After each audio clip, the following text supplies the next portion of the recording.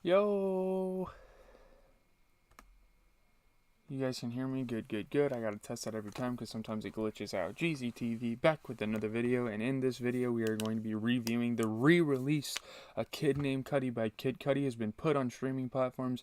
This is very exciting. Honestly, this week of music, I didn't think there was that much to marvel at, but I realized Kid Cudi dropped an album, Steve Lacy dropped an album, which we will be reviewing up next here. I got a couple of reviews to get out before I go over to my grandma's today. Yeah, Kid Cudi. A Kid Named Cudi, the 2008 mixtape where it all started for the Cleveland native, man. Pretty cool to see his humble beginnings, his origins. You know, this is the album that Kanye discovered him by. So obviously Kanye saw some good things in this guy. But we're just going to go track by track. Anything that needs to be explained will be explained. You know, for the streaming release of his 2008 debut mixtape, A Kid Named Cudi, Kid Cudi recorded a brand new intro to kind of be more relevant to his career right now. The new intro emulates the original intro as it simulates a scene in a movie theater shortly before the movie begins. Returning elements are over-buttered popcorn, a conspicuous fart, and suppressed laughter. Notably, the updated intro contains a reference to the 14 years which passed since A Kid Named Cudi first came out, as well as a joke about Cudi's age. Additionally, while the original intro fades out in a movie jingle, the new intro closes with the opening chords of a Cudi song, namely "Another Day," off of Man on the Moon 3: The Chosen. So, kind of showing his evolution from album to album. Down and Out is the next song. For the first track of his debut mixtape, Cudi proves himself to the world over the beat of Chonky Fire, a song by Outkast from their third studio album Aquemini. So, trying to prove himself. This is a big track in his career. This is his first track off of this tape. The first track most people heard from him, really. Day and Night as well, of course. Next is There Any Love? I love this sampling on the project. Famous for being featured in the 2011 Danny McBride movie 30 Minutes or Less. This song is from Kid Cudi's 2008 mixtape, A Kid Named Cudi, obviously. It samples Is There Any Love by Trevor Dandy, which if you heard the song and you heard the sample, it's very familiar. You know exactly what sample. Is there any love in this world? Is there any love? A lot of really cool samples going on in this album and Steve Lacy's album. I see parallels in these albums for some reason, not in the music style, but there's stuff in there that I like from both albums. I think it's interesting. Cudi Get is the next song. Not really much to this song, kinda.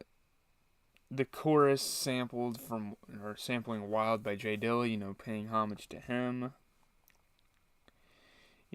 Making references to Martin Luther King, but this time I'm not going to be killed on a balcony. Making references to Cleveland legends, that type of thing. Obviously, Plain Pat's shouted out, and him and Emil, well done on the producing on this project. Man on the Moon, the anthem. One of the defining songs of Kid Cudi's early career and frequently cited as his best song, The Gloomy Man on the Moon first introduced Cudi's notorious Moon Man persona to the world. Released in 2008, obviously, before his debut album, The Breakthrough and the Fame, it was featured on Cudi's first official mixtape, A Kid Named Cudi. The song is primarily about Kid Cudi being different not only in his music, but a different person in life, and this is a big part of his career, him being this different persona. Kid Cudi's Man on the Moon reference is simply an exaggeration of him being such a different person that he's out of this world. Hence, he is that man on the moon. Sampling No Such Things, Aquarium, the somber instrumental, gives the song a palpably solitary feel. Cudi would later go on and use the Man on the Moon alias for his acclaimed album trilogy, one of the best trilogies of all time at that.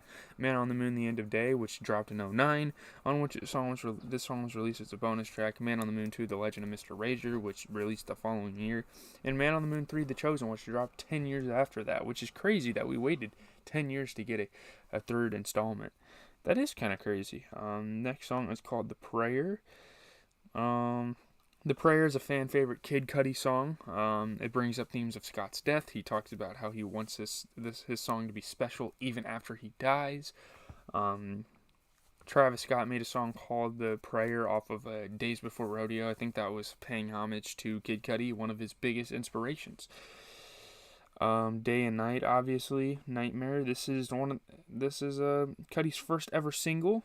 To date, his biggest track, it reached number 3 on the U.S. Billboard charts, sold over 5 million copies in the U.S. The track serves as Cudi's justification for his beef with his deceased uncle and the way he deals with the pain of their unresolved issues. The drugs help him run, but it's the madness of the industry and making it that caused the problems in the first place. The track was remixed heavily, most notably by Crookers, and 3 separate music videos were shot, 1 for the original song and 2 for the Crookers remix. The track first appeared on Cudi's mixtape, obviously, and then his Day and Night Nightmare on his debut album, Man on the Moon, The End of Day. Producer Dot the Genius broke down the making of Day and Night with Genius. So if you're going to go watch it, yeah. It's one of his biggest songs, of course. He sampled some things on there that were cool. He interpolated whole songs on there. It's awesome. Embrace the Martian.